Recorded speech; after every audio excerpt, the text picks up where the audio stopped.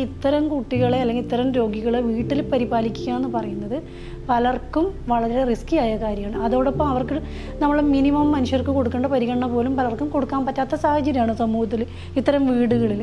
അപ്പോൾ നമ്മുടെ സഹജീവികളോട് നമ്മൾ കാണിക്കുന്ന ചില എന്താ പറയുക, അവരുടെ അവകാശങ്ങൾ അല്ലെങ്കിൽ നമ്മുടെ മര്യാദകൾ എന്നൊക്കെ പറയുന്നൊരു കാര്യമുണ്ടല്ലോ, അതിന് നമ്മൾ ഈ കുട്ടികളെ അല്ലെങ്കിൽ ഈ രോഗികളെ അവർക്ക് സാന്ത്വന പരിചരണം എന്ന രീതിയിൽ അവർക്ക് ഡെയിലി കിട്ടേണ്ട നമ്മൾ കൊടുക്കേണ്ട കാര്യങ്ങൾ ചെയ്യാൻ വേണ്ടിയിട്ട് സൗകര്യപ്രദമായ ഒരു സ്ഥലം എന്നതാണ് നമ്മൾ ഉദ്ദേശിക്കുന്നത് ഇപ്പോൾ.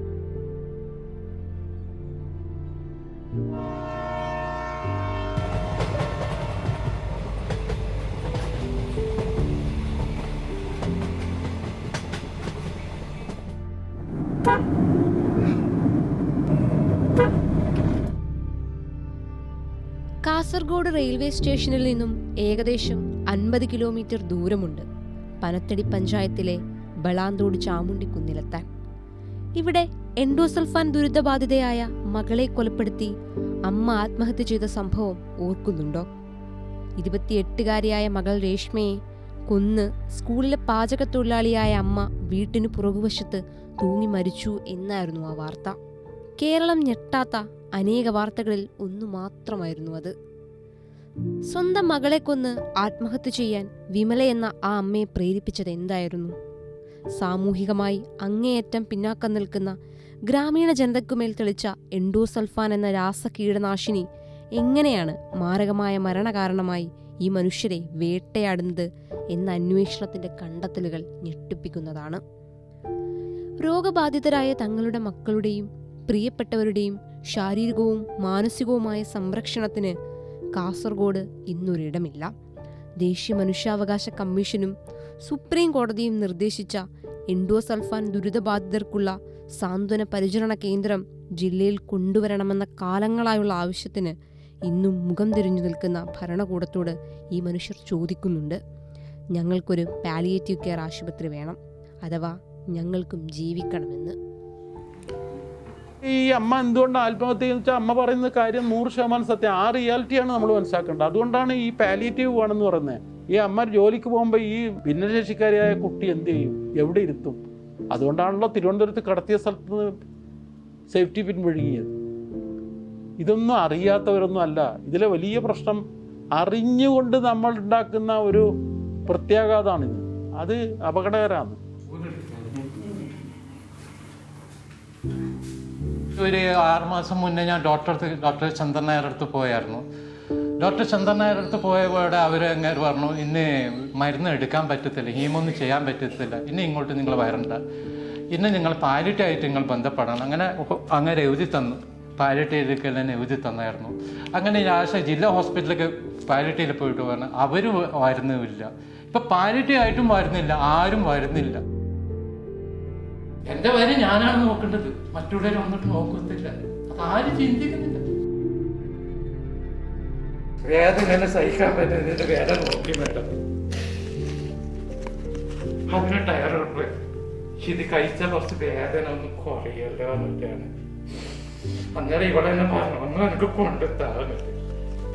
ഡോക്ടറെ കാല കൈ പിടിച്ചിട്ട് കൊണ്ടുത്താ ചോദിക്കുന്നത് ആരോട് തരൂരാന്ന് പറഞ്ഞത്. എന്റെ നിർബന്ധത്തിന്റെ കൊണ്ടുവന്നത് 2014 ചെറുവത്തൂരിലെ മുള്ളിക്കൽ തമ്പാൻ അദ്ദേഹം ഈ കാഞ്ഞങ്ങാട് ഒരു ആശുപത്രിയിൽ തൻ്റെ മകനെ ആദർശ് എന്ന് പറഞ്ഞ കുട്ടിയെ കൊന്നതിന് ശേഷം അദ്ദേഹവും ഭാര്യയും ആത്മഹത്യ ചെയ്യുകയാണ്. അതുപോലെ ജാനു നായിക്ക് ഒരു ഓണത്തിന് തൻ്റെ പേര് മുൻഗണനാ ലിസ്റ്റിൽ ഇല്ല എന്നറിഞ്ഞിട്ട് ആളുകളോടൊക്കെ ഞാനിനി മരിക്കുന്നു എന്ന് പറഞ്ഞ് അദ്ദേഹം ആത്മഹത്യ ചെയ്യുന്നുണ്ട്. ഒരു വലിയ ദുരിതം അനുഭവിക്കുന്ന രോഗി അനുഭവിക്കുന്ന കുറേ കഷ്ടപ്പാടുകൾ, അവരുടെ ദുരിതങ്ങൾ, ഇതൊക്കെ കുറയ്ക്കുക, അല്ലെങ്കിൽ അത് ലഘൂകരിച്ച് കൊണ്ടുവരിക എന്ന് പറയുന്നതാണ് പാലിയേറ്റീവ് കെയർ എന്നതുകൊണ്ട് ഉദ്ദേശിക്കുന്നത്. അപ്പോൾ അത്തരം ഒരു സാഹചര്യം നമുക്ക് നിലവിലില്ലാത്ത ഘട്ടത്തിൽ ഒരു രോഗിയെ സംബന്ധിച്ച് അവിടെ ഉണ്ടാകുന്ന ഒരു പ്രതിസന്ധി എന്ന് പറയുന്നത് വലിയൊരു അഗാധമായ തലത്തിലുള്ള ഒരു പ്രതിസന്ധി രൂപപ്പെടുന്നുണ്ട്. ഞാനിനി എന്തിനു ജീവിക്കണമെന്ന് പറയുന്നത് അത് ഒരു പക്ഷേ നമ്മൾ സൈക്കോളജിയിൽ പറയുന്ന ഡിപ്രഷൻ എന്ന് പറയുന്ന അവസ്ഥയ്ക്ക് അപ്പുറത്തുള്ളൊരു സംഗതിയാണ്. ശാരീരികവും മാനസികവുമായ രോഗാവസ്ഥകളിലൂടെ കടന്നുപോകുന്ന മനുഷ്യർക്ക് ആശ്വാസത്തിന്റെ കൈത്താങ് നൽകി സാന്ത്വന പരിചരണം ഉറപ്പാക്കുക എന്നതാണ് പാലിയേറ്റീവ് എന്നതുകൊണ്ട് ലക്ഷ്യം വെക്കുന്നത്. ഇത്തരം മനുഷ്യർക്ക് മരുന്നോ മറ്റ് സാമ്പത്തിക സഹായമോ ഉറപ്പുവരുത്തുക എന്നതിലുപരി അവർക്കായി ഒരു ഇടമൊരുക്കുക എന്നതാണ് പ്രധാനം. ചികിത്സയില്ലാത്ത എൻഡോസൾഫാൻ രോഗബാധിതർക്ക് സാന്ത്വന പരിചരണം എന്നത് അത്ര തന്നെ പ്രധാനമാണ്. 2010 ഈ ഓർഡർ കിട്ടിയപ്പോൾ അത് വലിയ സമാശ്വാസമാണ് നമുക്ക്, രോഗികൾക്കും അതെ. പക്ഷേ അത് ഇംപ്ലിമെൻ്റ് ചെയ്യണം. ഇപ്പം നമ്മൾ പറയില്ല, law is not justice. Law ഉണ്ടായിട്ട് കാര്യമില്ലല്ലോ, ലോ ഇംപ്ലിമെൻ്റ് ചെയ്യണം, അപ്പോഴാണല്ലോ ജസ്റ്റിസ് ആവുക. അപ്പോൾ NHRC പറഞ്ഞ കാര്യം ഇംപ്ലിമെൻ്റ് ചെയ്തില്ലെങ്കിൽ ആ ലോ ഉണ്ടായതുകൊണ്ട് എന്താ കാര്യം? ഈ ഒരു പ്രശ്നമാണ് 24ാമത്തെ കൊല്ലമായ, അതായത് 2010 വന്നു, 14 കൊല്ലമായപ്പോൾ, നേരത്തെ തുടങ്ങിയ 2000 തൊട്ടുള്ള ആയാൽ 24 വർഷം. ഈ 24 വർഷം ഈ ഇംപ്ലിമെൻ്റ് ചെയ്യപ്പെടാതെ പോയ ഒരു നിയമം, അതും ആരോഗ്യശാസ്ത്രത്തിന് ഏറ്റവും അടിസ്ഥാനമായ ഒരു സംഭവമാണ് പാലിയേറ്റീവ് കെയർ ആശുപത്രി. അതും സെൻട്രലൈസ്ഡ് പാലിയേറ്റീവ് കെയർ ആശുപത്രി. ഉദുമയിലൊരു പാലിയേറ്റീവ് ആശുപത്രി ആയിട്ട് കാര്യമില്ല. 11 പഞ്ചായത്തുകളുടെ മധ്യത്തിൽ എവിടെയെങ്കിലും എല്ലാവർക്കും എത്തിച്ചേരാൻ പറ്റുന്ന ഒരു സ്ഥലം. അപ്പോൾ അത് വരുന്ന സമയത്ത് നമ്മൾ പറയുമ്പോൾ ആളുകൾ അതിനൊരു തമാശയായിട്ടാണ് എടുക്കുന്നത്. നമ്മളത് പറയും, കേരളമാണ് പാലിയേറ്റീവിൻ്റെ സ്വർഗരാജ്യം എന്ന് നമുക്കറിയാമല്ലോ. ഡോക്ടർ ബാലകൃഷ്ണൻ കോഴിക്കോട് മെഡിക്കൽ കോളേജിലാണ് ഇത് ആദ്യം തുടങ്ങുന്നത്. അതൊരു മാതൃകയായി ലോകം കൊണ്ടു നടക്കുന്നു. പക്ഷേ അതിൻ്റെ വടക്കുള്ള കാസർഗോഡ് ജില്ലയിലെ ഈ രോഗികൾക്ക് ഒരു പാലിയേറ്റീവ് വരുന്നില്ല. അവളെ കൂട്ടിക്കൊണ്ടുപോകാൻ ഞാനില്ലത് കൊണ്ടായി. ഇപ്പോൾ ഇല്ലാതിരിക്കുമ്പോൾ അത് ഭയങ്കര ബുദ്ധിമുട്ടാണല്ലേ, നമ്മൾ ദൂരെല്ലാം പോകുമ്പോൾ. ഇവളെ നോക്കാൻ വേണ്ടി എൻ്റെ ഒരു ആവശ്യം നടക്കുന്നില്ല, ഇവളെ നോക്കി തന്നെ ഇരിക്കണം. അവിടെ പോകാനും പറ്റുന്നില്ല, ഒന്നുമില്ല. മരുന്നിന് പോകുന്നെങ്കിൽ ഞാൻ തന്നെ പോകണം. നമുക്ക് ഇവർക്ക് ചെയ്തു കൊടുക്കേണ്ട മാനസികമായ അവർക്ക് വേണ്ടുന്ന സൗകര്യങ്ങൾ, ട്രീറ്റ്മെൻ്റ് അല്ലാതെ അവർക്ക് വേണ്ടുന്ന എല്ലാ കാര്യങ്ങളിലും ഒരു കെയർ കൊടുക്കുക. അവരുടെ എന്താ പറയുക, അവർ ജീവൻ ഉള്ളിടത്തോളം കാലം അവർക്ക് അനുഭവിക്കാനാവുന്ന അവകാശമാണ് നമ്മൾ കൊടുക്കേണ്ടത് തന്നെയാണത്. അപ്പോൾ അതുകൊണ്ടാണ് നമ്മൾ പാലിയേറ്റീവ് കെയർ ഹോസ്പിറ്റലിൽ നിന്ന് പ്രത്യേകിച്ച് പ്രിഫർ ചെയ്തിട്ട് പറയുന്നത്. ഞാനില്ലത്തോളം കാലത്തോളം ഞാൻ നോക്കി. പിന്നെ ഇവരെ അവസ്ഥ എങ്ങനെയെന്ന് എനിക്ക് പറയാൻ പറ്റില്ല. അങ്ങനത്തെ അവസ്ഥയിലെല്ലാം ഉണ്ട്. എങ്ങനെയെന്ന് പറഞ്ഞാൽ ഇവർ പിന്നെ ദൂരത്തായാൽ അതന്നെ ചെയ്തു കൊടുക്കേണ്ട പണിയാണ് എൻ്റെ തന്നെ. അതൊന്നും വൃത്തിയാക്കൂല. പറയൂ, അതറിയൂ, പറഞ്ഞാലും ഇന്നിങ്ങനെ ഉണ്ടെന്നേ പറയുള്ളൂ. ആ ദിവസം പറയുമ്പോൾ ഞാൻ എന്നെ നോക്കി അതന്നെ ചെയ്തു കൊടുക്കണം. ഒരു കാലശേഷം കുട്ടികളെ സംരക്ഷിക്കാൻ ഒരു സംവിധാനമില്ലാത്ത സ്ഥിതിവിശേഷമാണ്. മാവുങ്കാൽ പ്രവീണ എന്ന് പറയുന്നൊരു അമ്മയുടെ സ്ഥിതി ദയനീയമാണ്. ആ കുട്ടീനെ എവിടെയോ കൊണ്ടുപോകാനോ ഇതാക്കാനോ വയ്യ. പിന്നെ വെള്ളിക്കുത്തിലെ ചന്ദ്രാവതി, പിന്നെ കോടമ്പളൂർ ഒരു കുട്ടിയുണ്ട്, പിന്നെ പെരിയലുണ്ട്, പിന്നെ ഇത് എൻ്റെ വീട്ടിൻ്റെ അടുത്ത് തന്നെ 2-3 കുട്ടികളുണ്ട്. ഇതെല്ലാം കൊണ്ടുപോകാൻ വേണ്ടി പറ്റാത്ത പിന്നെ സ്ഥിതി വിശേഷമാണ്. ഇതെല്ലാം ഈ പാലിറ്റീവ് കിട്ടിക്കഴിഞ്ഞാൽ നമ്മൾക്ക് അവിടെ തന്നെ കിടത്തി ചികിത്സിക്കാനുമുള്ള സൗകര്യങ്ങളുണ്ടാവും.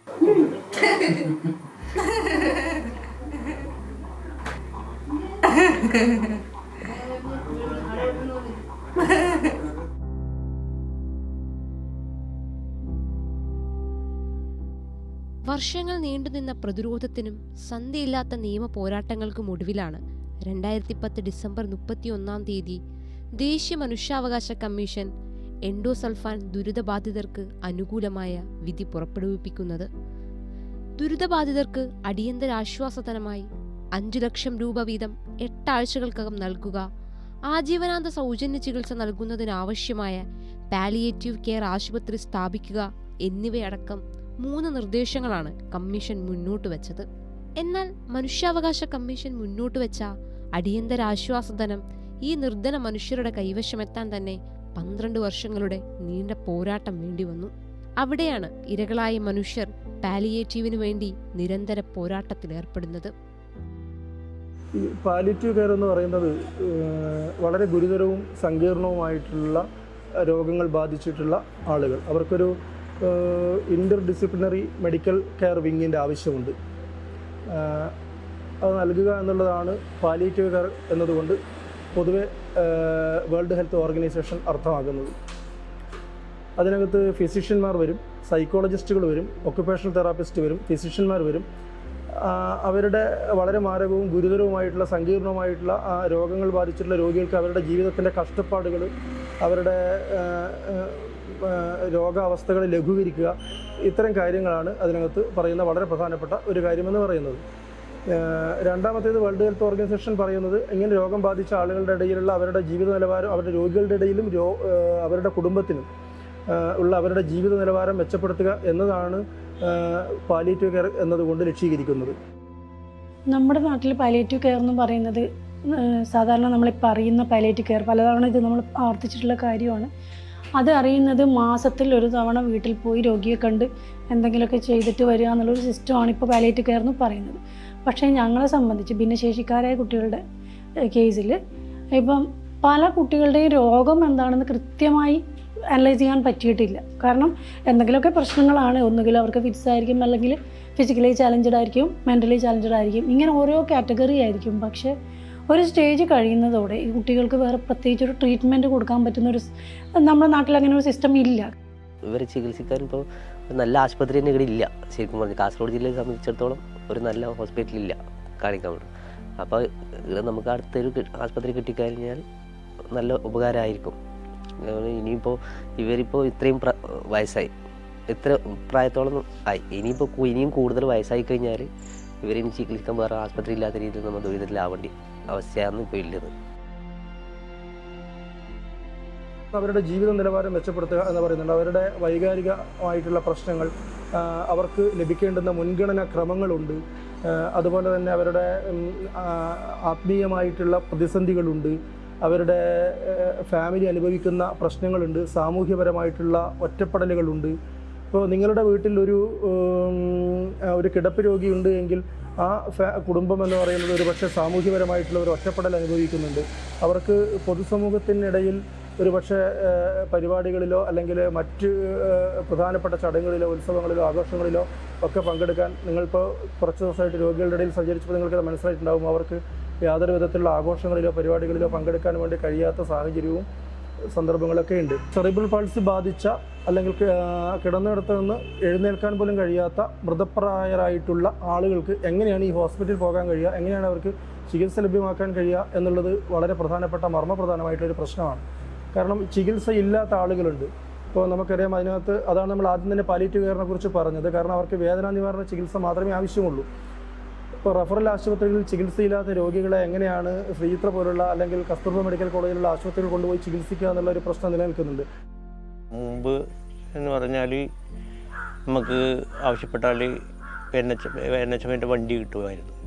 ഇപ്പോൾ എന്ന് പറഞ്ഞാൽ കുറേ കാലമായിട്ട് വണ്ടിയില്ല, NHM ഫണ്ട് കൊടുക്കുന്നില്ല എന്നാണ് പറയുന്നത്. അങ്ങനെ ഇപ്പോൾ ആംബുലൻസ് വണ്ടി സൗകര്യങ്ങളെല്ലാം നിർത്തിയിരിക്കുക. പിന്നെ പരിഹാരം പോയി കഴിഞ്ഞാൽ അവിടുന്ന് ഡോക്ടർ 3 മാസത്തേക്ക് മരുന്ന് എഴുതും. അവിടെ ആദ്യം 15 ദിവസം മാത്രമേ ഒരു രോഗിക്ക് മരുന്ന് കൊടുക്കുമായിരുന്നു. പിന്നീടത് 1 മാസം കൊടുക്കാൻ ഉള്ള സംവിധാനം ഉണ്ടാക്കി. പിന്നെ അത് തീരില്ല.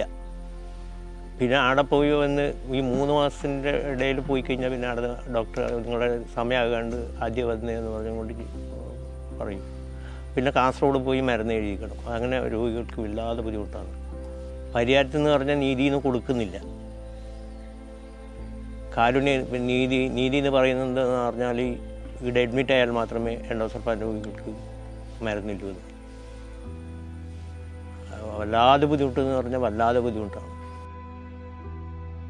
ഇരകളാക്കപ്പെട്ട മനുഷ്യർ മാത്രമല്ല, അവർക്ക് ചുറ്റുമുള്ള അവരെ കരുതുന്ന മനുഷ്യരും കടുത്ത മാനസിക പിരിമുറുക്കത്തിലൂടെയാണ് ഓരോ ദിവസവും കടന്നുപോകുന്നത്.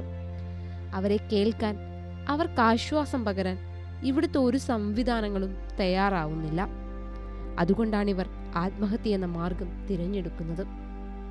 ഈ സാഹചര്യത്തിലാണ് ഇവർക്കിടയിൽ സാന്ത്വനത്തിൻ്റെയും സഹാനുഭൂതിയുടെയും സഹജീവനത്തിൻ്റെയും കൈത്താങ്ങാണ് ആവശ്യമെന്ന് മനുഷ്യാവകാശ കമ്മീഷൻ പോലും ഓർമ്മപ്പെടുത്തുന്നത്. ഒരു ഭിന്നശേഷി കുട്ടി ജനിക്കുന്ന സമയത്ത് അവിടെ ഏറ്റവും കൂടുതൽ ആ പ്രഷർ അനുഭവിക്കുന്ന ആ അമ്മയാണ്. ആ സമൂഹത്തിൽ, ആ ഒരു വീട്ടിൽ മറ്റാരേക്കാളും കൂടുതൽ അനുഭവിക്കുന്നത് ആ അമ്മയാണ്. ആ അമ്മയാണ് ആ കുഞ്ഞിൻ്റെ ഓരോ സ്റ്റേജിലും അതിൻ്റെ കൂടെ അങ്ങ് എന്താ പറയുക, അത്രത്തോളം ഒരുപക്ഷെ ആ കുട്ടി വേദനകളായിരിക്കും അനുഭവിക്കുന്നത്. ഈ അമ്മ അനുഭവിക്കുന്നത് ആ വേദനയും സങ്കടവും. ഒപ്പം സമൂഹത്തിൽ നമ്മൾ ഒറ്റപ്പെട്ടു പോകുന്ന കുറേ കാര്യങ്ങളുണ്ട്. അതെന്ന് വെച്ചാൽ ഒരമ്മയോട് നമ്മൾ അന്വേഷിച്ചാൽ അറിയാൻ പറ്റും, അവർക്ക് ഈ സമൂഹത്തിൽ നടക്കുന്ന ഒന്നുമായിട്ടൊരു ബന്ധമില്ല. ഒരുപക്ഷെ അവരുടെ കുടുംബത്തിൽ നടക്കുന്ന ഒരു കല്യാണം, അല്ലെങ്കിൽ ഒരു വീടിൻ്റെ കയറി താമസം, അല്ലെങ്കിൽ എന്തെങ്കിലും സന്തോഷകരമായൊരു ഉത്സവം, അതുപോലുള്ള ഒന്നും ഈ ഇങ്ങനൊരു കുഞ്ഞുണ്ടായി കഴിയുമ്പോഴത്തേക്ക് ആ അമ്മ പിന്നീട് അതൊന്നും അറിയുന്നതേ ഇല്ല എന്നുള്ളതാണ് ഏറ്റവും പ്രധാനപ്പെട്ട ഒരു കാര്യം. അങ്ങനെ വരുമ്പോൾ ഇത്തരം അമ്മമാർക്ക് കൃത്യമായ കൗൺസിലിങ്, കൃത്യമായ എന്താ അവരനുഭവിക്കുന്ന പ്രഷർ അവർക്ക് മാത്രമേ അറിയാവുള്ളൂ. കാരണം അവർക്ക് ഷെയർ ചെയ്യാൻ പോലും ഒരു സൗകര്യമില്ല. അവരുടെ അമ്മമാർ, ഞാനൊരു കൂട്ടായ്മയുടെ ഭാഗം കൂടിയാണ്, അപ്പോൾ ഒത്തിരി അമ്മമാരോട്ട് ഇങ്ങനെ സംസാരിക്കാറുണ്ട്. അപ്പോൾ അവരനുഭവിക്കുന്ന ആ പ്രഷർ മറ്റൊരാൾക്കും മനസ്സിലാവില്ല. അപ്പോൾ ഈ സമൂഹം കാണിക്കേണ്ട ഏറ്റവും ബേസിക്കായിട്ടുള്ള ഒരു കാര്യം ഇതുകൂടിയാണ്. അതിനുള്ള ഒരു സംവിധാനം സർക്കാർ ചെയ്യണമെന്ന് പലതവണ ഞാൻ ആവശ്യപ്പെട്ടിട്ടുണ്ട്, പല മീഡിയകളിലും ഞാൻ പറഞ്ഞിട്ടുണ്ട്. അപ്പോൾ അത് വളരെ ഇമ്പോർട്ടൻ്റ് ആണ്. ഓരോ അമ്മയും ഇതുപോലെ ഇത്തരം കുഞ്ഞുങ്ങളുടെ അമ്മമാർക്കും ഉള്ള അവകാശമാണത്. അത് അനുവദിച്ച് എന്താ പറയുക, അവർക്ക് കൃത്യമായിട്ട് ട്രെയിനിങ്ങുകളോ റീഹാബിലിറ്റേഷൻ സെൻ്ററുകൾ, ഇതുപോലെയുള്ള ഒരു പാലിയേറ്റീവ് കെയർ ഹോസ്പിറ്റൽ എന്ന് പറയുമ്പോൾ ഇതെല്ലാം കൂടി നമുക്ക് അവിടെ കോർഡിനേറ്റ് ചെയ്യാൻ പറ്റും. എല്ലാം ഒന്നിൻ്റെ എന്താ പറയുക, എല്ലാം കിട്ടുന്ന ഒരു രീതിയിൽ നമ്മൾ പറയാൻ കാരണം എല്ലാം ഒരിടത്തുനിന്ന് പറയാം. അങ്ങനെ ഇപ്പോൾ തെറാപ്പിക്ക് കൊണ്ടുപോകുന്ന അമ്മമാരുണ്ട്, ഡെയിലി തെറാപ്പിക്കാണ് അവർ കൊണ്ടുപോകുന്നത്. അല്ലാതെ മറ്റ് ഒക്കുപേഷണൽ തെറാപ്പി അല്ലെങ്കിൽ മറ്റ് കുട്ടികൾക്ക് വേണ്ടുന്ന കുറേ ട്രെയിനിങ്സ് നമ്മൾ കൊടുക്കില്ല, പരമാവധി എല്ലാ അമ്മമാരും ചെയ്യും. അപ്പോൾ ഇതൊക്കെ കോർഡിനേറ്റ് ചെയ്തുകൊണ്ടൊരു സ്ഥലം ഉണ്ടായിരുന്നെങ്കിൽ ഈ അമ്മമാരിങ്ങനെ ഓടേണ്ടി വരില്ല, അവർ അനുഭവിക്കുന്ന പ്രഷർ കുറഞ്ഞു കിട്ടും. അപ്പോൾ ഈ അമ്മമാർക്ക് അതുപോലെ ഇപ്പം ഞാൻ നേരത്തെ പറഞ്ഞതുപോലെ അവർക്ക് കൗൺസിലിങ്ങും അവരുടെ മാനസികാരോഗ്യം കൂട്ടുന്നതിനുള്ള മറ്റു വഴികളൊക്കെ ഈ ഒരു കോർഡിനേറ്റ് ചെയ്ത ഒരു സ്ഥലത്താണെങ്കിൽ അവരിലേക്ക് എത്തിച്ചേരാൻ എളുപ്പമാണെന്ന് അർത്ഥം.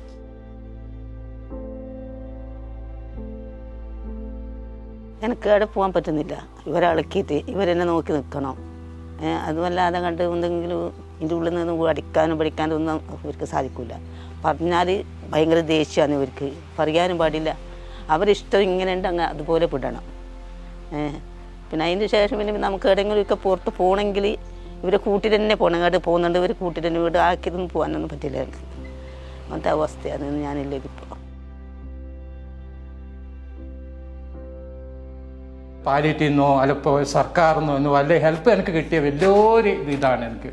അല്ലാതെ എനിക്ക് മറ്റുള്ള ഞാൻ കുറ്റപ്പെടുത്താനല്ല, എൻ്റെ സാഹചര്യം. ഇപ്പോൾ ഈ അസുഖം വന്നിട്ട് 12 വർഷമായി. ഈ 12 വർഷമായി എൻ്റെ ഈ അസുഖം വന്നിട്ട്. എനിക്ക് ആരും മറ്റുള്ളവരെ കുറ്റപ്പെടുത്താം, പക്ഷെ വന്നുപോയി.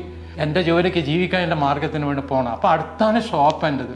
ആ ഷോപ്പിലേക്ക് പോകുന്ന സമയത്ത് പെട്ടെന്ന് ഞാൻ എല്ലാം റെഡിയാക്കിയിട്ട് അവിടെ ബെഡിൻ്റെ അടുത്ത് എല്ലാ ഭക്ഷണം വരെ റെഡിയാക്കി വെച്ചിട്ട് കുളിപ്പിച്ചിട്ട് റെഡിയാക്കി വെച്ചിട്ടേ പോവുള്ളൂ. പിന്നെ എൻ്റെ മോള് ഒരു 4 മണിയാകുമ്പോൾ മോള് വരും. പിന്നെ മോള് കാര്യങ്ങൾ നോക്കും. പാലിയേറ്റീവ് വന്നാൽ നോക്കും എന്നെ, ഇല്ലെങ്കിൽ ഇവർക്ക് തന്നെ കഷ്ടപ്പാടല്ലേ.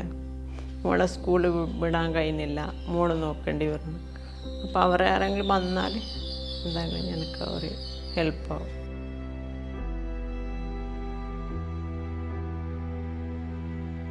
ഒരു കണ്ണിന് കാഴ്ച കുറവ്, എവിടെയും കൊണ്ടുപോകാൻ പറ്റുന്നില്ല, പോകുന്നെങ്കിൽ ഒരാൾ വേണം. ഇപ്പം വീട്ടിലാകുമ്പോൾ തന്നെ ഒരാളില്ലാണ്ട് ഒന്നും ചെയ്യാൻ കഴിയില്ല. അങ്ങനത്തെ ഒരു സാഹചര്യം അത്. ഇപ്പോൾ എവിടെ പോകുന്നെങ്കിൽ ഇങ്ങനെ ബസ്സിലൊന്നും കൊണ്ടുപോകാൻ കഴിയില്ല, വണ്ടിയാക്കിയിട്ട് തന്നെ കൊണ്ടുപോകണം. ഇവിടെ ഒരാളില്ലെങ്കിൽ എനിക്ക് പുറത്ത് പോകാൻ കഴിയുന്നില്ല.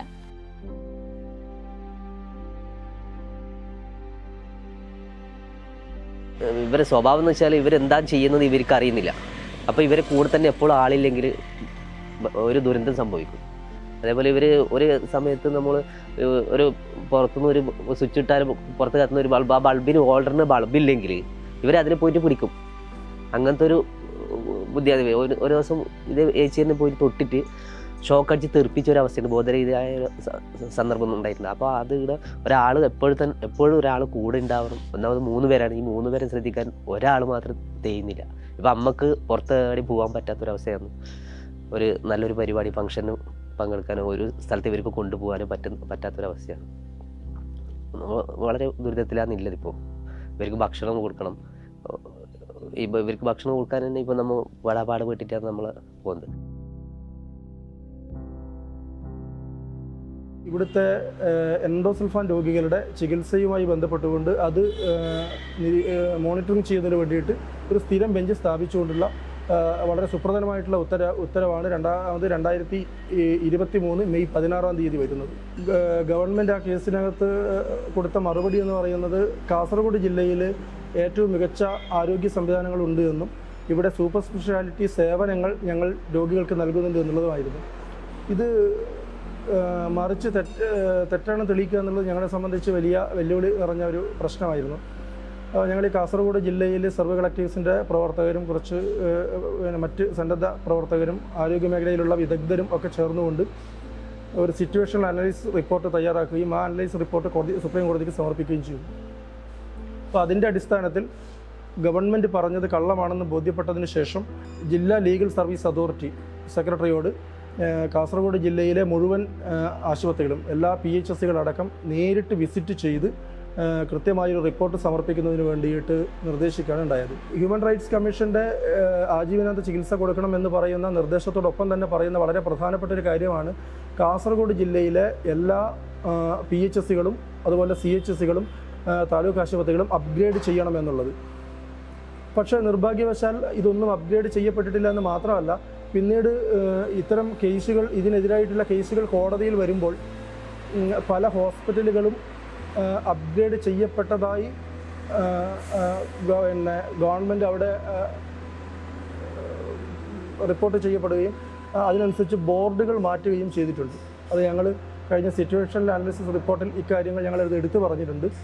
DLSAയും അവരുടെ റിപ്പോർട്ടിലും ഇക്കാര്യങ്ങൾ എടുത്തു പറഞ്ഞിട്ടുണ്ട്. ഇപ്പം പലതും പല PHSകളും CHC എന്നുള്ള ബോർഡ് മാറ്റി എന്നുള്ളതല്ലാണ്ട് അതിൻ്റെ സംവിധാനങ്ങൾക്കോ മറ്റു ഒരു മാറ്റവും വന്നിട്ടില്ല. അതിനാവശ്യമായിട്ടുള്ള രോഗി പരിചരണ സംവിധാനങ്ങൾക്ക് യാതൊരു മാറ്റവും വന്നിട്ടില്ല.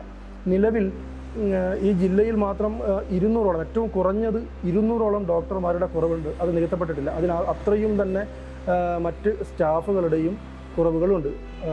ഒരു പ്രദേശത്തിനകത്ത് 6000-ലധികം, നിലവിൽ ലിസ്റ്റ് ചെയ്യപ്പെട്ട 6000-ലധികം രോഗികളുള്ള ഒരു പ്രദേശത്താണ് ഈ 200ഓളം, കുറഞ്ഞത് 200ഓളം രോഗികളുടെ ഡോക്ടർമാരുടെ കുറവുള്ളത്. ഈ 17 എംപാനൽ ഹോസ്പിറ്റലിലേക്കുള്ള ചികിത്സ അത് നാഷണൽ ഹെൽത്ത് മിഷനാണ് ചെയ്തുകൊണ്ടിരുന്നത്. കേരള ഗവൺമെൻറ്റാണ് അത് മറ്റു കാര്യങ്ങൾ അത് ഇംപ്ലിമെൻറ്റ് ചെയ്യുന്നത്. കഴിഞ്ഞ ഈ 2022, 23, 24 സാമ്പത്തിക വർഷങ്ങളിൽ NHM എൻഡോസൾഫാൻ രോഗികൾക്ക് വേണ്ടി 17 എംപാനൽ ഹോസ്പിറ്റൽ നിശ്ചയിച്ചിട്ട് അതിനു വേണ്ടിയുള്ള ഒരു സ്പെഷ്യൽ പാക്കേജ് ഉണ്ടായിരുന്നു. ആ പാക്കേജ് പൂർണ്ണമായും നിർത്തലാക്കി എന്നുള്ളതാണ് മനസ്സിലായത്. എന്ന് മാത്രമല്ല, അത് പുനഃസ്ഥാപിക്കപ്പെട്ടിട്ടില്ല. അപ്പോൾ ആ ഒരു ആവശ്യം പറഞ്ഞുകൊണ്ട് നിരവധി കത്തുകൾ ഞങ്ങൾ അയച്ചിട്ടുണ്ട്. ഇവിടുത്തെ MP മുഖാന്തരം സെൻട്രൽ ഗവൺമെൻറ്റിന് അയച്ചിട്ടുണ്ട്, കേരള ഗവൺമെൻറ്റിന് അയച്ചിട്ടുണ്ട്. നിലവിൽ നമ്മൾ സംസാരിക്കുന്ന ഈ നിമിഷം വരെ ഈ സൗജന്യ ചികിത്സ, നീതി മെഡിക്കൽ സ്റ്റോറിൽ നിന്നും കൊടുക്കുന്ന സൗജന്യ മരുന്ന് വിതരണം എന്നിവ നമ്മൾ സംസാരിക്കുന്ന നിമിഷം വരെ പുനഃസ്ഥാപിക്കപ്പെട്ടില്ല എന്നുള്ളത് ദുഃഖകരമായൊരു സത്യം കൂടിയാണ്. എൻഡോസൾഫാൻ രോഗബാധിതർക്ക് ഒരു കാർഡുണ്ട്, സ്നേഹസന്ത്വാനം എന്ന് പറഞ്ഞുകൊണ്ട്. ആ കാർഡിൽ ചികിത്സ എവിടെ നിന്നും കിട്ടുന്നില്ല. അതിന് പകരം 6 മാസത്തേക്ക് നമ്മൾ പിന്നെ ഈ NHM ഓഫീസിൽ നിന്ന് തന്നുകൊണ്ടുണ്ടായിരുന്നു. അതില്ല ഇപ്പോൾ.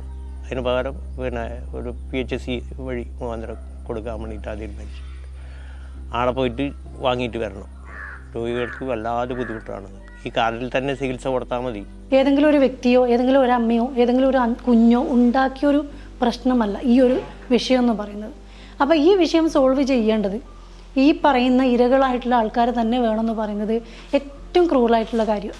കാരണം ഒന്നും അറിയാതെ ഇതിൻ്റെയൊക്കെ ഇരകളായിട്ട് മാറിയ ആൾക്കാർ തന്നെ ഇത്രയും പ്രശ്നങ്ങൾ സഹിച്ചുകൊണ്ട്, ഇത്രയും സഫർ ചെയ്തുകൊണ്ട് അതിനേക്കാളും വലിയൊരു വിഷയത്തിലേക്ക്, കാരണം ഇതൊക്കെ ഒന്നും അറിയോ പോലുമില്ല, ഈ കുഞ്ഞുങ്ങൾ മനസ്സിലാക്കുന്നത് പോലുമില്ല ഞങ്ങൾ സമരത്തിലാണ്, അല്ലെങ്കിൽ ഒരു പക്ഷത്തെ അമ്മമാർ പോലും മനസ്സിലാക്കുന്നില്ല എന്ന് ഓർക്കണം. അവർക്ക് ആ കുട്ടികൾക്ക് കൊടുക്കാൻ പറ്റുന്ന എന്താ പറയുക, ആ സെക്യൂരിറ്റീസ് എല്ലാം ബ്രേക്ക് ചെയ്തിട്ടാണ് ഇവർ ഇത്തരം സമരങ്ങളിലേക്ക് പോകുന്നത്.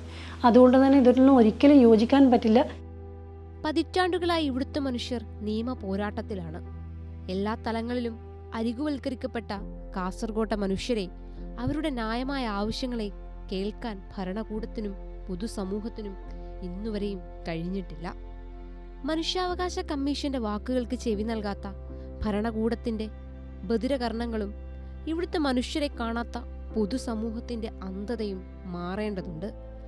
ഇവിടുത്തെ സംവിധാനങ്ങളുടെ അശ്രദ്ധ മൂലം ഒരായുസ് മുഴുവൻ ജീവിതം പ്രതിസന്ധിയിലായ മനുഷ്യരാണിവർ.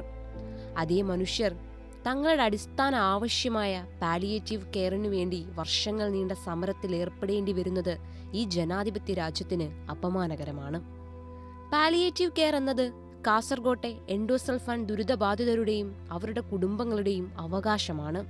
അതൊരിക്കലും ഇവിടുത്തെ സംവിധാനങ്ങളുടെ ഔദാര്യമോ കാരുണ്യമോ അല്ല.